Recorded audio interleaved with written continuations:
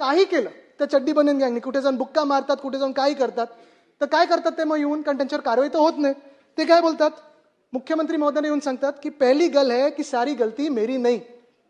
काय बोलतात ते की पहली गल है की सारी गलती मेरी नहीं, चल जी है भी तो क्या मैं तेरी नहीं. आणि मग मुख्यमंत्री कारवाई करू शकत नाहीत. तर मी मुख्यमंत्र्यांचं कौतुक ह्याच्यासाठी करतो की त्यांनी खूप सहनशीलता दाखवलेली आहे.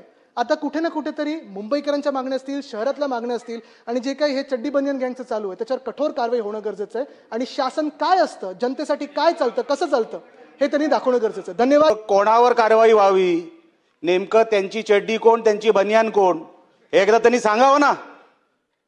जर एवढी भीती वाटत असेल बोलायला तर सभागृहामध्ये असे शब्द वापरू नका. वापरायचे ना असे शब्द. कोणासाठी वापरताय हे शब्द? कोणासाठी शब्द होते हे?